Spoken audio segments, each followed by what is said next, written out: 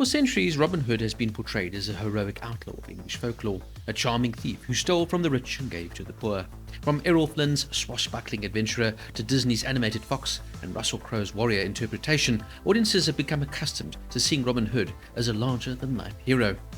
However, Michael Sarnoski's Death of Robin Hood takes a very different approach. Rather than focusing on the outlaw in his prime, Sarnoski examines Robin Hood at the end of his life, broken by violence, haunted by his past, and burdened by the countless lives he has taken. This is a Robin Hood unlike any seen before on screen. The result is an atmospheric, often brutal meditation on guilt, redemption, mortality, and humanity.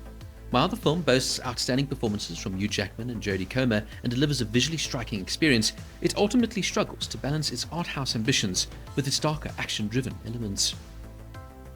Based loosely on the 17th century ballad Robin Hood's Death, the film follows an aging Robin Hood who has retreated into self-imposed exile after years of bloodshed.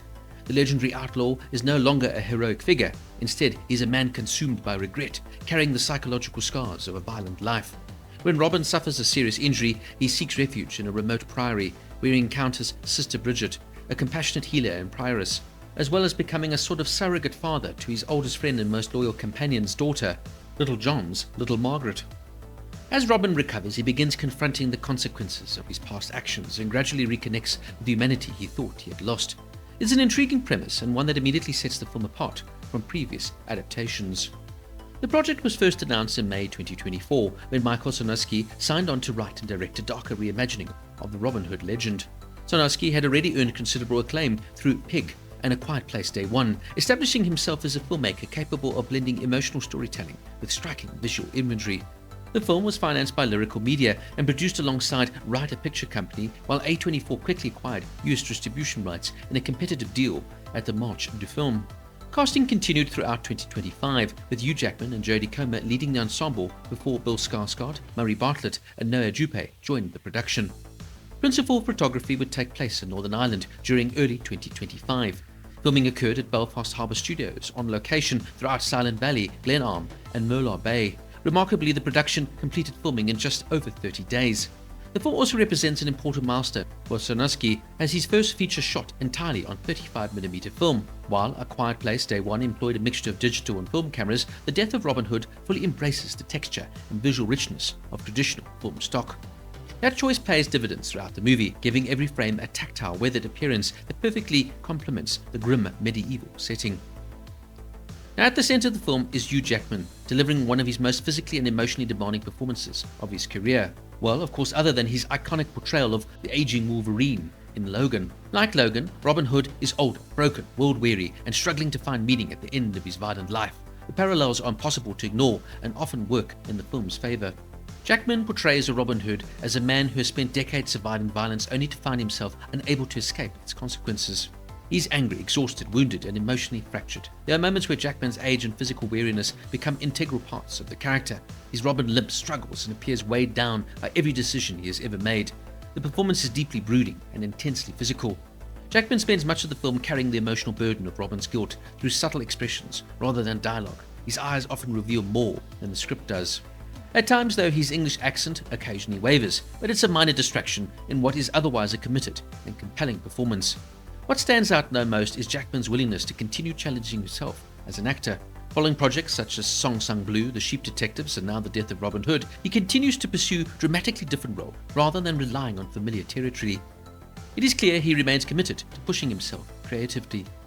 Now, as strong as Jackman is, the film ultimately belongs to Jodie Comer. Comer plays Sister Bridget, a healer whose compassion gradually breaks through Robin's hardened exterior.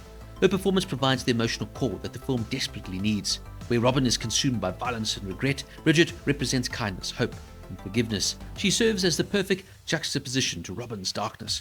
Comer's warmth radiates throughout every scene. She possesses an extraordinary ability to communicate empathy without appearing sentimental, making Bridget feel genuinely human rather than simply serving as a narrative device. The chemistry between Comer and Jackman is one of the film's greatest strengths. The relationship unfolds gradually and naturally, creating moments of tenderness that stand in stark contrast to the surrounding brutality. The emotional tension between the two actors is compelling throughout, and Comer once again proves why she remains one of the most consistently excellent performers working today. Bill Skarsgård delivers another fascinating transformation here as Little John. Many viewers may not immediately recognize him beneath the rugged appearance and altered mannerisms. Although his screen time is limited, Skarsgård brings considerable intensity and emotional weight to every scene. He continues to demonstrate remarkable versatility as an actor. Murray Bartlett is equally impressive here as the leper, later revealed to be Guy of Gisborne. Wrapped almost entirely in bandages for much of the film, Bartlett relies heavily on vocal performance and expressive eyes rather than physical movement. It is a difficult role requiring restraint and subtlety, and Bartlett succeeds admirably. Player Jupe portrays Arthur, also known as Godwin. While Jupe performs the role competently, the character is somewhat underdeveloped compared to the others. Much of his arc revolves around fear and survival, limiting the emotional range available to the young actor. Now, one of the film's biggest issues is that it often feels like two separate movies competing for attention. The first half is relentlessly bleak. Violence is presented with shocking brutality, often crossing into grotesque territory. Bodies are mangled, wounds are graphic, and the film seems determined to strip away any romantic notions associated with Robin Hood. This section is dark, grim, and emotionally exhausting. Then Sister Bridget enters the story. From that point onward, the film shifts dramatically into a more introspective character study focused on healing, redemption, and personal growth. Ironically, this is where the film becomes much more engaging. The quieter moments between Robin and Bridget contain more emotional power than many of the action sequences. Unfortunately, the transition between these two halves never feels entirely seamless. The film struggles to decide whether it wants to be an art house meditation, a mortality, or a violent historical thriller. Both approaches have merit, but they never fully merge into a cohesive whole story. Now, there is no denying the film's atmosphere. Every frame feels drenched in mud, rain, blood, and regret. The 35mm cinematography creates a stunning visual texture that makes medieval England feel harsh and unforgiving. Sarnoski clearly prioritizes mood over spectacle. For some viewers, this may be a major strength, but for others it may prove frustrating. The pacing is extremely deliberate and often slow. Scenes linger longer than necessary, conversations unfold at a measured pace, and extended stretches pass with minimal narrative progression. The film's meditative style certainly has its artistic merit, but it also contributes to a noticeable sense of drag. At over 2 hours, several sequences feel unnecessarily stretched. Perhaps the film's most interesting achievement is its willingness to question the mythology surrounding Robin Hood.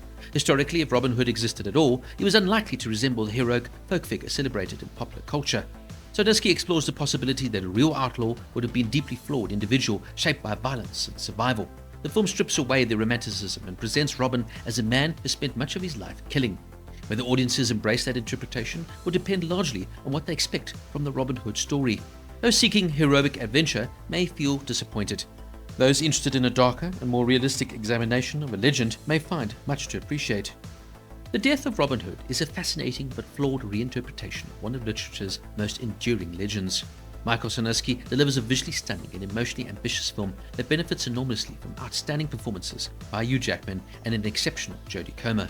The film's exploration of guilt, redemption, and mortality offers a refreshing, different take on Robin Hood, while its commitment to atmosphere and realism sets it apart from previous adaptations. However, its excessively brooding tone, uneven pacing, and uncertainty regarding its identity ultimately prevent it from reaching its full potential. Is it an art house character study, a historical thriller, a meditation on aging and regret? The answer appears to be all three, and that ambition occasionally works against the film. Still, there is much to admire here.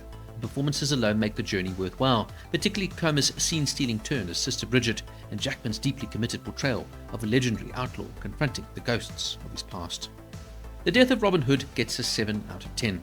A beautifully acted and atmospheric reimagining of Robin Hood that occasionally loses itself in its own darkness, but remains compelling thanks to two outstanding lead performances.